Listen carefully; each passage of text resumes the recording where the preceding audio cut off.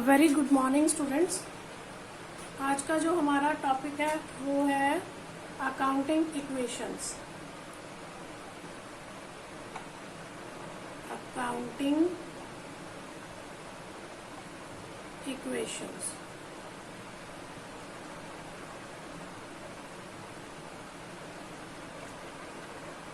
अब accounting equation आपने 10th में 9th में मैथ्स की होंगी, जिसमें एक जो मेन आपकी अकाउंटिंग इक्वेशन होती है जो मुझे ध्यान में है, a प्लस बी का whole square is equal to a square plus b square plus 2ab।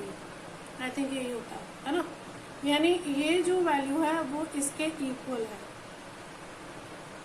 तो इक्वेशन का मतलब तो यही है, ठीक है, यानी एक वैल्यू को दूसरी वैल्यू के इक्वल करना, वो इक्वेशन होता है। अब जब हम उसमें अकाउंट्स ऐड कर देते हैं, यानी अकाउंट्स की टर्म्स ऐड कर देते हैं, तो वो बन जाती है अकाउंटिंग इक्वेशन। क्या बन जाती है? Accounting equation. ठीक है जी। तो अब ये हमारी इक्वेशन होती क्या है? ये हमारी इक्वेशन होती है एसेट्स, क्योंकि हम इसमें एसेट्स की बात करते हैं। एसेट्स इज इक्वल टू होता है इक्विटी, इक्विटीज। ठीक है। अब या फिर हम इसे ऐसे लिख सकते हैं, assets is equal to owners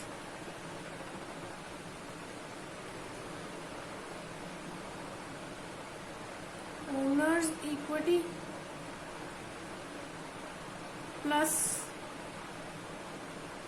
outsiders equity. ठीक है। या फिर assets equal to owners equity क्या होती है? कैपिटल प्लस आउटसाइडर्स इक्विटी क्या होती है? लायबिलिटीज।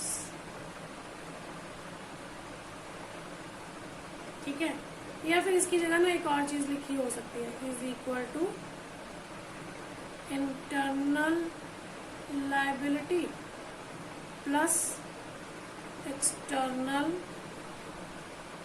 लायबिलिटी। ठीक है। तो तीनों में से कोई भी इक्वेशन आ जाए, सपोज आपको ऑब्जेक्टिव क्वेश्चन आता है या एक नंबर में आता है, आपको इस तरह से इक्वेशन दिया हुआ है, तो आपसे पूछा जाता है ट्रू और फॉल्स। अगर आपको पता है कि इक्वेशन किस तरह से बन सकती है, तभी आप उसका आंसर दे सकते हो। ठीक है। तो assets is equal to equities, या फिर हम इसे कह सकते हैं इक्विटीज टोटल लायबिलिटीज। ठीक है। क्या कह सकते हैं? Total liabilities. या हम कह सकते हैं assets is equal to owners equity plus outsiders equity. या फिर हम कह सकते हैं assets is equal to capital plus liabilities. या फिर हम कह सकते हैं assets is equal to internal liabilities and external liabilities। ठीक है जी। चलिए, इक्वेशन हमें समझ में आ गया, बट इसको प्रैक्टिकली करने से पहले हमें कुछ इम्पॉर्टेंट थिंग्स हैं, कुछ इम्पॉर्टेंट आइटम्स हैं, ट्रांजेक्शन्स हैं, या ऐसा कहें कि इम्पॉर्टेंट बातें हैं जो हमें ध्यान रखना ज़रूरी है। ठीक है। तो वो क्या है? तो वो पहली बात तो ये है कि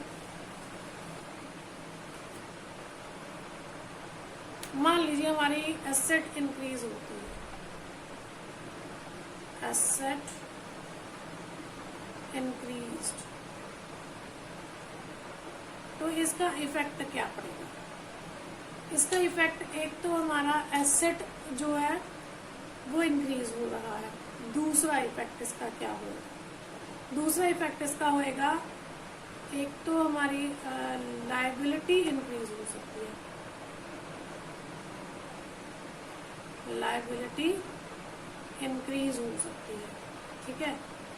दूसरा, हमारी एसेट डिक्रीज हो सकती है। फॉर एग्जाम्पल, हमने मशीनरी खरीदी,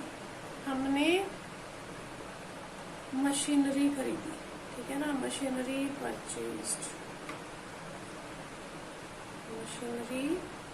परचेज्ड, एक तो हमारी एसेट बढ़ गई, है ना, क्योंकि मशीनरी आ गई हमारे पास।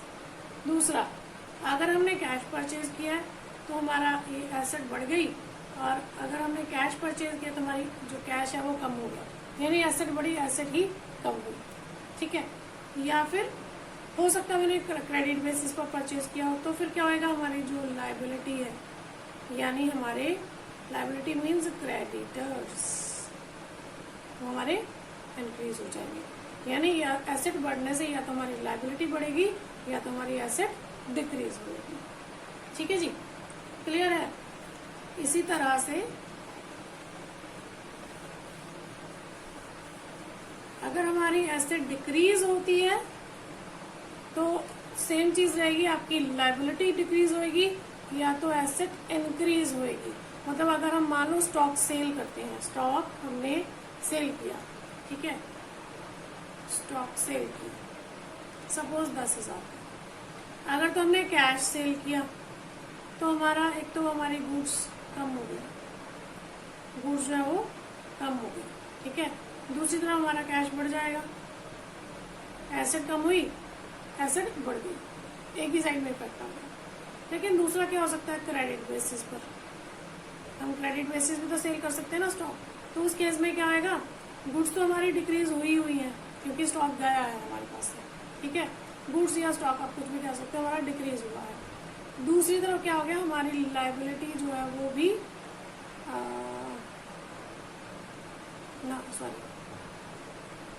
क्रेडिट बेसिस पर है तो हमारे डेटर्स बढ़ेंगे, तो हमारी एसेट ही बढ़ रही है।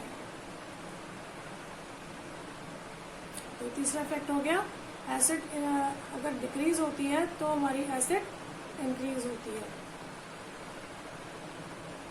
इसका मतलब ये हुआ हमारी लायबिलिटी के ऊपर सेल्स का कोई भी इफेक्ट नहीं जाता है। वो हमारा इफेक्ट कहाँ रह जाता है, हमारे एसेट साइड में ही रहता है।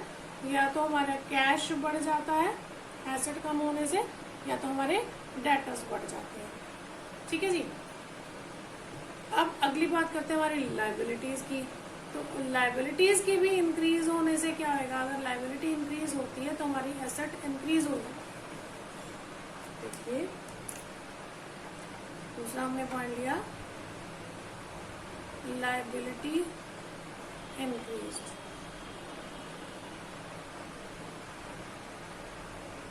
अब लायबिलिटी कैसे इंक्रीज हुई, सपोज ओनर ने अपना कैपिटल का इन्वेस्टमेंट किया 1 लाख रुपए, ठीक है, एक तो हमारी लायबिलिटी बढ़ गई है ना, दूसरी तरफ हमारा कैश बढ़ गया क्योंकि हमारे पास कैश आ गया, लायबिलिटी बढ़ी तो एसेट भी इंक्रीज होगी। ठीक है, लेकिन अगर मान लीजिए इसमें से 50,000 हमने विड्रॉ कर लिया तो हमारी लायबिलिटी डिक्रीज होगी और हमारा कैश भी डिक्रीज हो गया। ठीक है जी, क्लियर है। तो ये थी एसेट्स और लायबिलिटीज की बात। अब बात करते हैं हमारे एक्सपेंसेस और इनकम की।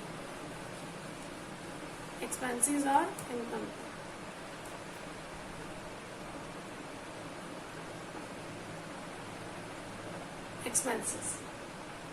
एक्सपेंसेस क्या है, जो हमारे खर्चे हैं, जो हमारी देनदारियां हैं। ठीक है, तो जब हमारे एक्सपेंसेस होते हैं तो उसका इफेक्ट हमारा जाता है नेट प्रॉफिट के ऊपर।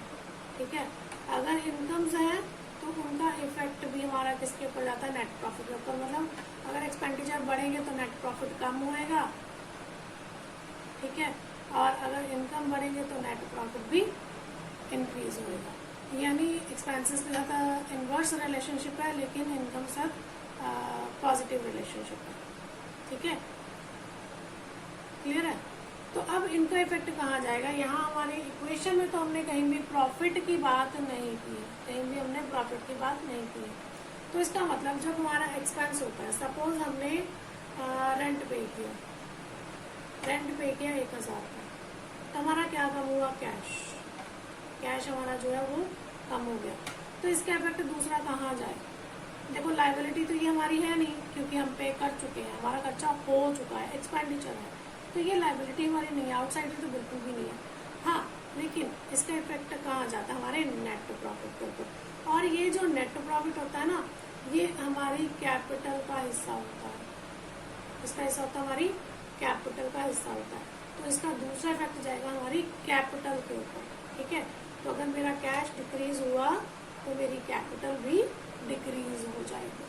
ठीक है, क्योंकि मेरा खर्चा है, मैंने बोला था अगर खर्चा बढ़ेगा तो मेरा नेट प्रॉफिट जो है कम होगा, लेकिन अगर खर्चा घटेगा तो नेट प्रॉफिट मेरा बढ़ जाएगा।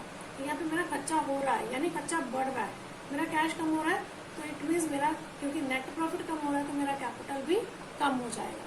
ठीक है, दूसरी तरफ इनकम, सैलरी रसीव्ड 1000, तो मेरा कैश जो है वो इंक्रीज होएगा। ये रसीव्ड है और ये पेड है। ठीक है, अगर मैंने सैलरी रिसीव की तो मेरा कैश बढ़ेगा। ठीक है, अगर मेरा कैश बढ़ेगा तो मेरा नेट प्रॉफिट भी बढ़ेगा, तो इसका मतलब मेरी कैपिटल भी जो है वो इंक्रीज होगा। क्लियर है जी? ध्यान से समझिएगा बात को।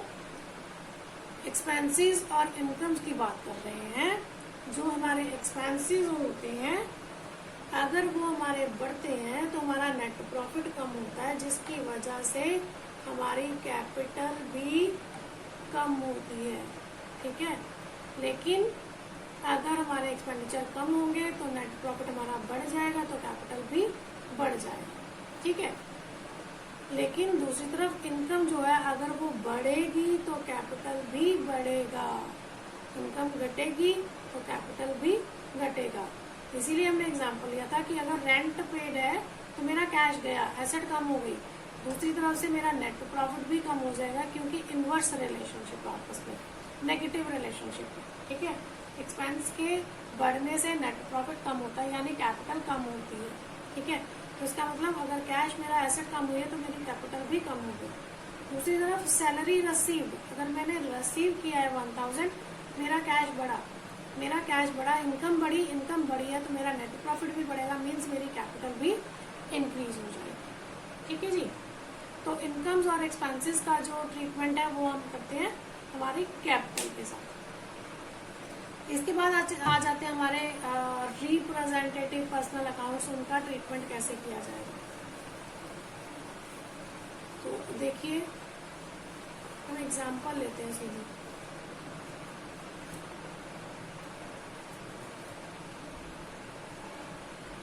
Suppose rent outstanding 1000 suppose. ठीक है, तो अब क्योंकि रेंट मेरा खर्चा है, सपोज ये 2016 की बात कर रहे हैं, मार्च 2016 हमारा ये जो करंट ईयर होता है ना बेटा, वो 1 अप्रैल टू 31 मार्च होता है। ठीक है, यानी 31 मार्च आ गई, मेरा 1000 रेंट अभी आउटस्टैंडिंग है। इसका मतलब ये मेरी लायबिलिटी होगी ना। ठीक है, अगर मेरी ये लायबिलिटी है तो ये इंक्रीज होगी क्योंकि बढ़ रही है, मेरा खर्चा बढ़ रहा है। दूसरी तरफ ये 2016 का खर्चा है, तो मुझे 2016 में ही दिखाना चाहिए, उसे 17 में नहीं लेके जाना चाहिए, क्योंकि अगर मुझे 2016 का एग्जैक्ट प्रॉफिट चाहिए तो उस साल के जितने भी खर्चे हैं, चाहे मैंने पे किए हैं या नहीं किए, लेकिन मेरे उस साल के खर्चे बनते हैं तो मुझे उसी साल के अकाउंट्स में शो करने होंगे। तब हमने पिछले पॉइंट में किया था कि जी ये जो रेंट अगर पेड है तो ये मेरा एक्सपेंसेस है तो मेरा खर्चा बढ़ रहा है। अगर मेरा खर्चा बढ़ रहा है तो मेरा नेट प्रॉफिट जो है वो कम हो जाएगा, नेट प्रॉफिट कम हो जाएगा तो मेरी कैपिटल भी जो है वो कम हो जाएगी। यानी दोनों इफेक्ट कहाँ गए, लायबिलिटी साइड में ही चले गए। एक बार मेरी लायबिलिटी बढ़ गई, दूसरी बार मेरी कैपिटल जो है वो कम हो गई। ठीक है जी, तो इस तरह से हम रिप्रेजेंटेटिव अकाउंट्स का ट्रीटमेंट देते हैं। इसमें हम एग्जांपल ये भी ले लेते हैं, प्रीपेड रेंट यानी 500 रुपीज। ठीक है, यानी मुझे रेंट एडवांस में मिल गया, तो एक तरह तो मेरा कैश आ गया, कैश मेरा बढ़ गया। ठीक है, दूसरी तरफ ये मेरा इस साल का खर्चा नहीं है, इस साल का मेरा खर्चा नहीं है। ठीक है, ये अगले साल का खर्चा एडवांस में पे कर दिया। इसका मतलब जब तक ये मेरा खर्चा हो नहीं जाता तब तक ये मेरी एसेट रहेगी। ठीक है, जब तक ये मेरा एक्सपेंडिचर ड्यू नहीं हो जाता, अगले साल नहीं आ जाता, तब तक ये मेरे लिए एसेट है, मैं कभी भी वापस ले सकती हूँ। तो इसे एसेट साइड में ही लिखेंगे, प्रीपेड रेंट।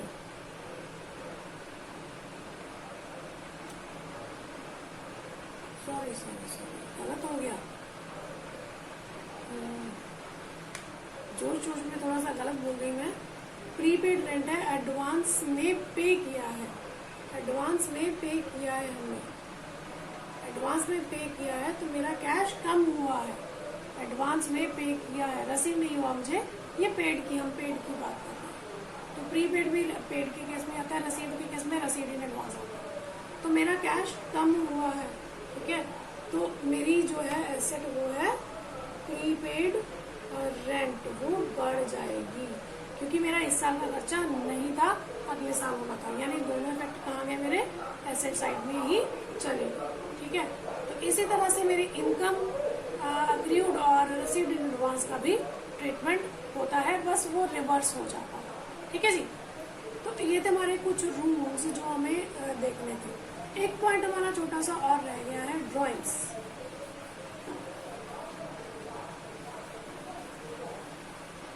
देखो ड्राइंग्स का सीधा सीधा जो रिलेशन होता है वो कैपिटल से होता है, इससे होता है कैपिटल से, ठीक है। अगर मेरी ड्राइंग्स हुई है, यानी अगर मैंने बिजनेस में से 1000 रुपया विड्रॉ कर लिया, तो एक तो मेरा कैश जो है वो कम हो गया, दूसरा मेरी कैपिटल भी है कम हो जाएगी, क्योंकि सीधा रिलेशन है कैपिटल से। अगर ड्राइंग्स होंगी तो मेरा कैपिटल जो है वो कम हो जाएगा, ठीक है। जैसे जैसे विड्रॉल बढ़ेगी वैसे वैसे मेरा कैपिटल कम होता जाएगा, तो कैश कम हुआ, कैपिटल कम हुआ, ठीक है। इसके साथ ही अगर उसने कोई गुड्स विड्रॉ की 1000, ठीक है, तो मेरा स्टॉक कम हो जाएगा, स्टॉक और परचेजेस जो भी मेरे पास गिवन हो वो कम हो जाएंगी, दूसरी तरफ से मेरी कैपिटल कम हो जाएगी, ठीक है। इसी तरह से अगर इंटरेस्ट ऑन ड्राइंग्स है तो उस केस में मेरा कैश जो है वो कम होएगा और उधर से मेरा कैपिटल भी कम होगा, ठीक है जी। तो इस तरह से हमारा ड्राइंग्स का ट्रीटमेंट दिया जाता है। तो चलिए अब हम एक क्वेश्चन करके देख लेते हैं।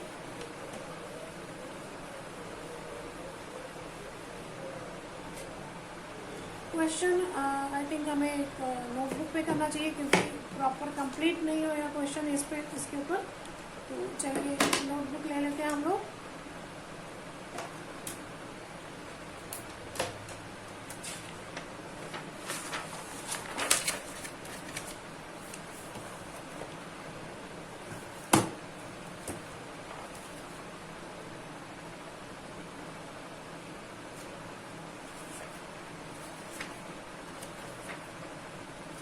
मेरे पास ये जो बुक है बेटा, ये कल्याणी पब्लिशर की है या उषा पब्लिकेशन कह सकते हो आप। ये मोहन जुनेजा मोहन यानी चंद्रमोहन जुनेजा, JS अरोड़ा और RC चावला की ये बुक है मेरे पास। तो देखिए हम पहले एक छोटा सा सिंपल सा क्वेश्चन ले लेते हैं, उसके बाद हम कोई बड़ा क्वेश्चन करेंगे।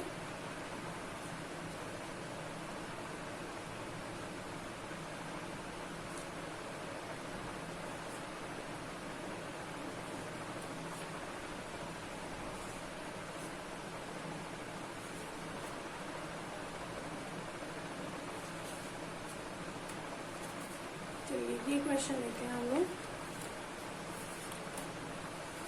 देखिए क्वेश्चन ध्यान से देखिएगा। कहता है show the effect of following transaction on the accounting equations and prepare balance sheet at the end. चलिए ये बैलेंस शीट की बात अभी हम छोड़ देते हैं क्योंकि अभी हमें बैलेंस शीट के बारे में नहीं पता है, हम सिर्फ इतना ही करते हैं show the effect of the following transaction on the accounting equations, ठीक है। तो फर्स्ट ट्रांजैक्शन हमारे पास Himanshu commenced business with cash 80,000 and stock 70,000, यानी कैपिटल आ गया बिजनेस में, किस शेप में, कैश और स्टॉक के रूप में। Then purchased goods for cash 35,000, sold goods costing 16,000 for ₹20,000, 16,000 की गुड्स थी 20,000 में बेच दी, यानी यहाँ पर हमें प्रॉफिट हो रहा है। क्या हो रहा है? प्रॉफिट हो रहा है। प्रॉफिट का इफेक्ट क्या जाता है? प्रॉफिट का इफेक्ट सीधा सीधा हमारी कैपिटल पे जाता है। हमने आपको पहले ही बताया कि नेट प्रॉफिट बढ़ता है तो कैपिटल बढ़ती है, नेट प्रॉफिट कम होता है तो कैपिटल भी कम होती है। तो अगला पॉइंट है गुड्स डिस्ट्रॉयड बाय फायर 9,000, यानी लॉस हो गया हमारा। Goods withdrawn bye Himanshu for personal use, withdrawn bye Himanshu. Himanshu कौन है? ओनर ऑफ द बिजनेस, जिसने बिजनेस की शुरुआत की है। तो उसने अपने पर्सनल यूज के लिए 4,000 रुपया विड्रॉ किया है, मीन्स गुड्स विड्रॉ किए हैं 4,000 रुपये की। तो इसका मतलब मेरा स्टॉक कम होता है। हिमांशु के लिए ये क्या हो जाती है? बिजनेस के लिए ड्राइंग्स हो जाती है, क्योंकि उसने बिजनेस से विड्रॉ की है। ठीक है जी। तो चलिए देखते हैं हम इसको क्वेश्चन को कैसे करेंगे, इसका फॉर्मेट कैसे बनाएंगे। पहले हम इसका फॉर्मेट बनाते हैं, उसके बाद हम अपने क्वेश्चन को शुरू करते हैं।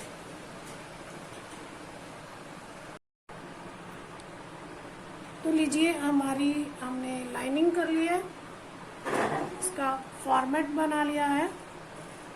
मेरे पास पेज छोटा है, मैंने उसके अकॉर्डिंग एडजस्ट किया है। आप लोग का रजिस्टर जो होता है थोड़ा चौड़ा होता है, मतलब थोड़ा सा इससे ब्रॉड ज़्यादा होता है, तो उसके अकॉर्डिंग आप उसको मैनेज कर सकते हो। हेडिंग हम देंगे अकाउंटिंग इक्वेशंस। अकाउंटिंग इक्वेशंस, ठीक है। देखिए यहाँ पे मैंने 1 2 3 पार्ट्स बनाए हैं, ठीक है। तो मेरा जो पहला पार्ट रहेगा वो रहेगा पर्टिकुलर्स। पर्टिकुलर मतलब जो भी मेरा स्टेटमेंट होएगा वो यहाँ पे मैं लिखूंगी। ये कॉलम भी थोड़ा सा बड़ा होना चाहिए, लिखने के लिए जगह चाहिए, बट मेरे पास यहाँ पे सूटेबल नहीं था तो मैंने उसको थोड़ा छोटा कर दिया। छोटे में एडजस्टमेंट कर लेंगे। देन उसके बाद मेरी आएंगी एसेट्स। एसेट्स थोड़ा सा मैं ऊपर करके लिखूंगी, क्योंकि यहाँ पे मुझे जो जो एसेट्स आएंगी उन सबके नाम जो है वो मेंशन करने होंगे, ठीक है। उसके बाद मेरी आ जाएगी जी कैपिटल, क्योंकि एसेट्स इज इक्वल टू होती है कैपिटल प्लस लायबिलिटी, ठीक है जी। चलिए, तो हमारी फर्स्ट जो स्टेटमेंट थी वो थी हमारी Himanshu commenced business with cash ₹80,000 and stock ₹70,000, ठीक है। तो यहाँ पे हमारा पर्टिकुलर में हम स्टेटमेंट लिखेंगे। अब यहाँ पे हिमांशु लिखने की जरूरत नहीं है, क्योंकि ये हिमांशु की बुक्स में ही हम अकाउंटिंग इक्वेशन कर रहे हैं, यानी बुक्स में कहीं भी ओनर का नाम नहीं आता है। ओनर के लिए अगर उसने इन्वेस्ट किया है तो कैपिटल वर्ड का इस्तेमाल किया जाता है, और अगर वो विड्रॉ करता है पर्सनल यूज के लिए तो उसके लिए ड्राइंग्स वर्ड का इस्तेमाल किया जाता है। हाँ, हम ऐसा लिखते हैं हिमांशुज कैपिटल, हिमांशुज ड्राइंग, बट कभी भी अकेला हिमांशु का नाम जो है वो नहीं लिखा जाता है, ठीक है। तो चलिए शुरू करते हैं। कमेंस्ड बिजनेस, ठीक है। इसके साथ हमें लिखना था विद कैश एंड स्टॉक। मेरे पास यहाँ पे जगह कम है तो इसलिए मैं सिर्फ इतना ही लिख रही हूँ। तो मेरे पास क्या आया? एक तो आया कैश, यहाँ पे मैं लिख लेती हूँ कैश प्लस स्टॉक, दो चीजें आई ना। कैश कितना आया जी? 80,000 प्लस स्टॉक कितना आया? 70,000, ठीक है। अब देखिए, हालांकि ये दोनों चीजें, एक कैश और एक स्टॉक है, दोनों ही चीजें हिमांशु ने बिजनेस को शुरू करने के लिए लगाया है, तो ये बिजनेस के लिए क्या बन जाती है? कैपिटल। तो इन दोनों का टोटल कितना हो गया? 1,50,000, ठीक है। किसी भी तरह की इक्वेशन हो, दोनों साइड का टोटल इक्वल रहेगा, दोनों साइड का टोटल इक्वल रहेगा। देखिए 80 + 70 इज इक्वल टू 1,50,000, दोनों इक्वल है ना, ठीक है। लायबिलिटीज के अलावा भी हमारी कोई और नहीं है, ठीक है जी। चलिए अगले पॉइंट पे, purchase goods for cash ₹35,000। Goods purchased for cash, goods purchased for cash. देखिए इसका मतलब क्या हुआ कि मेरा क्या जो स्टॉक है वो बढ़ गया, ठीक है। अगर मेरी गुड्स आई तो मेरा स्टॉक बढ़ गया। स्टॉक कितने से बढ़ा? 35,000 से। लेकिन उसने कहा है हमने परचेज किया फॉर कैश, इसका मतलब मेरा कैश कम हुआ कितने से? -35,000। इसका मतलब एसेट साइड में ही दोनों इफेक्ट आ गए, एक एसेट मेरी बढ़ गई तो दूसरी एसेट मेरी कम हो गई, ठीक है जी। तो अब देखिए हम इसको चेक कर लेते हैं दोनों साइड्स इक्वल है कि नहीं है।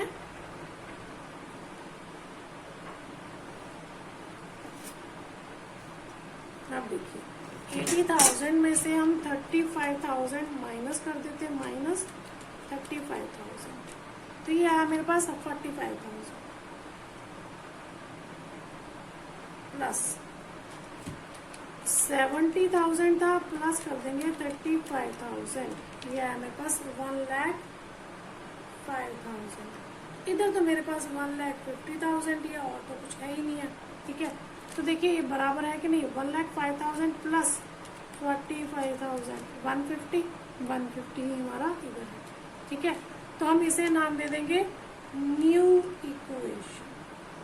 ठीक है, अब अगला the sold goods costing 16,000 for ₹20,000।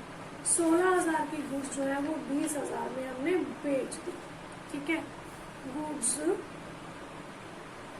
Sold at a profit, हमने प्रॉफिट पे सेल की। ठीक है जी, अब देखिए गुड्स हमारी कितने की थी, 16,000 की। इसका मतलब मेरा स्टॉक कितने से कम हुआ, 16,000 से। ठीक है, लेकिन सेल करने से मेरे पास पैसा कितना आया, 20,000। कितना आया, 20,000। ठीक है, तो पहले हम इसको चेक करते हैं, फिर हम इसका ट्रीटमेंट देखेंगे, इसका प्रॉफिट का क्या ट्रीटमेंट होना चाहिए।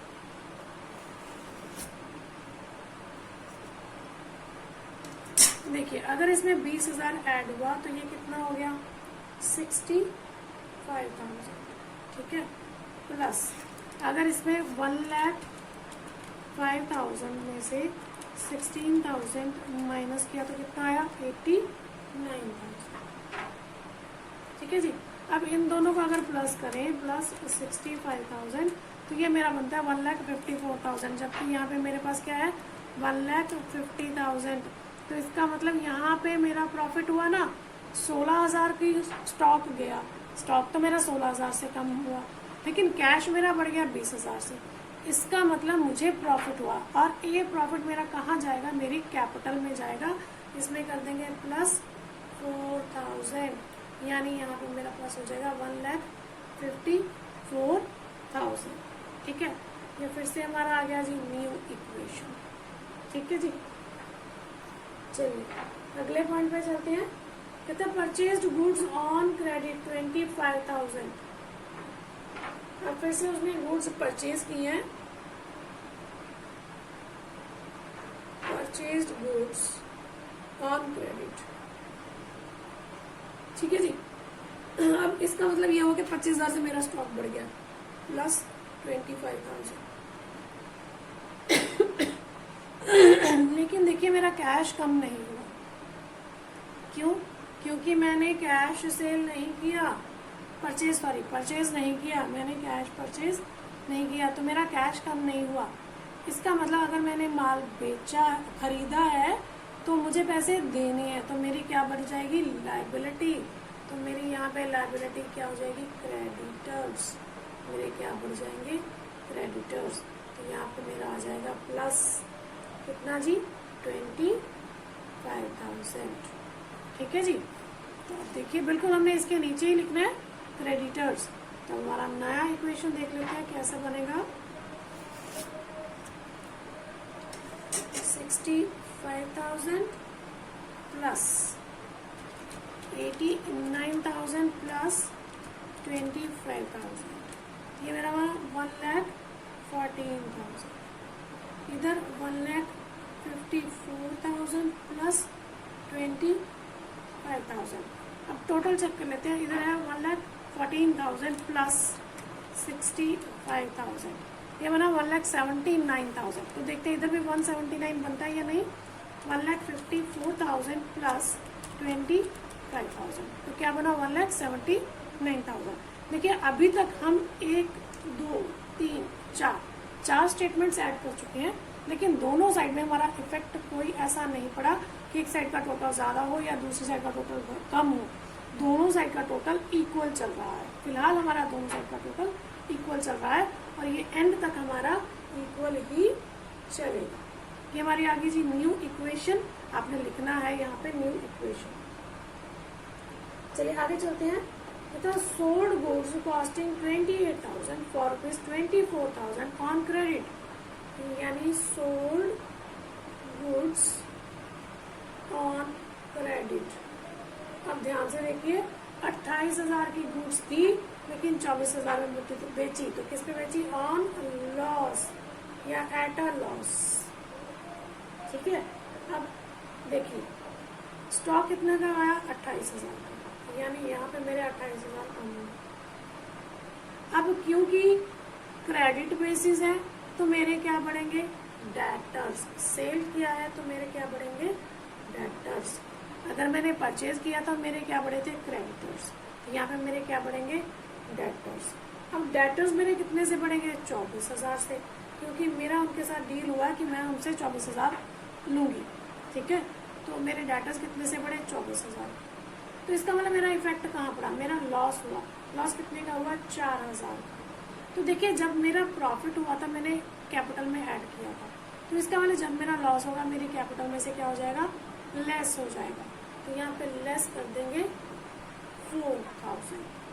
ठीक है जी, क्या कर देंगे? प्रॉफिट होगा तो ऐड करेंगे, लॉस होगा तो कैपिटल में से लेस करेंगे।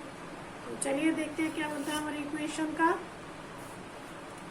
65,000 प्लस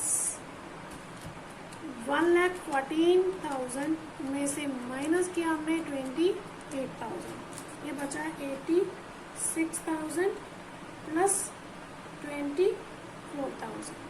इधर हमारा आ गया 1,50,000 प्लस 25,000। तो इधर बना मेरा टोटल 1,75,000। 1,50,000 प्लस 25,000 कितना हुआ? 175। तो देखते हैं इधर भी 175 बनता है कि नहीं।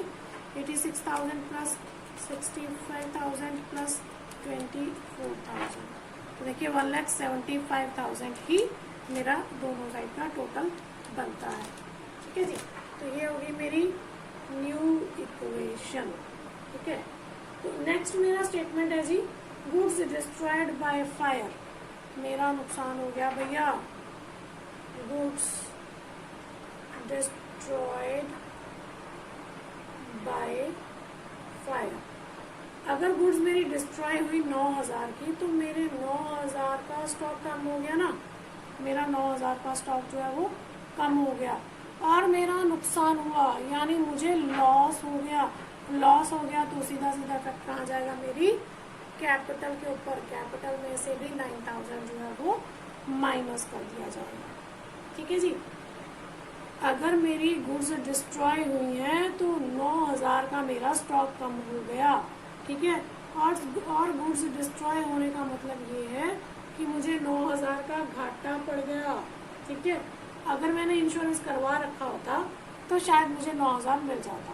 ठीक है, तो फिर मेरा 9,000 कम होने के बावजूद भी मेरा कैश 9,000 से बढ़ जाता, क्योंकि मुझे इंश्योरेंस कंपनी से क्लेम मिल जाता। ठीक है, या मेरा क्लेम वो एडमिट कर लेते तो मेरा एसेट बढ़ जाता है, यानी इंश्योरेंस कंपनी को मैं अपने डेटर्स में इंक्लूड कर लेती। ठीक है, लेकिन यहाँ पे तो हमारा कोई इंश्योरेंस नहीं था, तो इसका मतलब सीधे सीधे मेरा 9,000 का टोटल लॉस है। ठीक है, तो अगर मेरा लॉस है तो मेरे कैपिटल पे इफेक्ट जाएगा, मेरा कैपिटल जो है वो कम हो जाएगा। ठीक है जी, चलिए न्यू इक्वेशन बनाते हैं हम इसकी। अब तो क्लियर है कि इधर 9,000 कम हुआ, इधर 9,000 कम हुआ, तो वो बराबर ही रहेगा। 150 में से माइनस करेंगे हम 9,000, तो 1,41,000 प्लस 25,000। उधर इसमें 25 ऐड करेंगे तो 1,66,000 इसका टोटल होगा। तो इधर से देख लेते हैं, 65,000 86,000 माइनस 9,000 77,000 प्लस 24,000 प्लस 24,000 प्लस 65,000, 1,66,000। दोनों साइड में हमारा टोटल जो है वो बिल्कुल सेम टू सेम आ रहा है। Now the last point, goods withdrawn bye Himanshu for personal use. अब क्या है? Goods withdrawn for personal use, तो सीधा सीधा मेरा स्टॉक कम हुआ कितने से, 4000 से, क्योंकि गुड्स गई हैं तो मेरा स्टॉक 4000 से कम हुआ। और उधर से मेरी क्या है, कैपिटल कम हो जाएगी। क्यों? क्योंकि ये मेरी ड्राइंग्स हैं, हिमांशु की क्या है, ये ड्राइंग्स हैं। जब मैं कहती हूँ ना मेरी, तो इसका मतलब मैं अपने आप को हिमांशु मान रही हूँ, ठीक है, तो मैं उसी के पॉइंट ऑफ व्यू से चलती हूँ, ठीक है। तो 4000 मेरा इधर से मेरा स्टॉक कम हुआ, और 4000 से ही मेरी जो कैपिटल भी है वो कम हो जाएगी, क्योंकि ड्राइंग्स है। तो देखिए अब हम इसका देखते हैं लास्ट इक्वेशन हमारी जो है, लास्ट इक्वेशन 65,000 प्लस 77 में से 4000 माइनस करेंगे तो 73,000 प्लस 24,000, ठीक है। 1,41,000 में से अगर हम माइनस करेंगे तो 1,37,000 आई थिंक आएगा, चेक कर लेते हैं। 1,40,000 माइनस 4,000, 1,37,000 प्लस 25,000। अब देखिए इसका टोटल देखिए प्लस 25,000, ये आया 1,62,000। और इधर अगर हम टोटल लगाएं तो देखते हैं 65,000 प्लस 73,000 प्लस 24,000, तो इधर भी हमारा कितना होता है जी, 1,62,000, ठीक है जी। तो इस तरह से हमारा ये, क्योंकि ये हमारा लास्ट इक्वेशन था, तो एंड में हम इसे क्लोज कर देते हैं, क्योंकि यहाँ पे हमारा क्वेश्चन जो है वो कंप्लीट हो गया है। एक बात हमेशा मेरी याद रखिएगा, जब भी आपने किसी को क्लोज करना है फाइनली, कि इसके बाद अब हमारा क्वेश्चन आगे नहीं चलेगा, उसको हमेशा डबल लाइन के साथ क्लोज कीजिए, ठीक है जी। जब भी आपने किसी अकाउंट को, किसी भी चीज़ को क्लोज करना है, एंड है, उसके बाद आपने उसमें और कुछ भी रिकॉर्ड नहीं करना है, तो अगर आप डबल लाइन लगा दोगे ना, इसका मतलब है ये यहाँ पे एंड हो गया, अब इसके बाद इसमें कुछ ऐड नहीं करें। जैसे आप कई बार करते हैं ना, जैसे हम लोग सिग्नेचर करते हैं, ठीक है, तो ऐसे डबल लाइन लगा देते हैं, आदत होती है हमारी। ये एक्चुअली ये बहुत अच्छी आदत है, इसका मतलब ये है कि क्लोज है, इसके बाद हमारा आगे कुछ भी नहीं कंटिन्यू होने वाला है, ठीक है। तो इस तरह से हमारा ये जो है अकाउंटिंग इक्वेशन बनाया जाता है। पहला कॉलम हमारा रहता है पर्टिकुलर का, दूसरा कॉलम एसेट्स का इज इक्वल टू, तीसरे कॉलम में हमने रखा कैपिटल प्लस लायबिलिटीज, ठीक है जी। तो इसी तरह से इक्वेशंस के जो बाकी के प्रैक्टिकल्स हैं वो भी सॉल्व किए जाते हैं। तो आप अपने तरफ से अपने क्वेश्चन सॉल्व करके देखिए। अगर आपके कोई डाउट्स हैं तो आप कमेंट बॉक्स में अपने डाउट्स छोड़ सकते हैं, मैं आपको उनके सॉल्यूशंस जो है वो प्रोवाइड कर दूंगी, ठीक है जी। तब तक के लिए अपने अपने घरों में रहिए, सुरक्षित रहिए, और अगर आपको मेरे वीडियोस पसंद आ रहे हैं तो इन्हें शेयर ज़रूर करिए और सब्सक्राइब कीजिए, लाइक कीजिए। Thank you very much.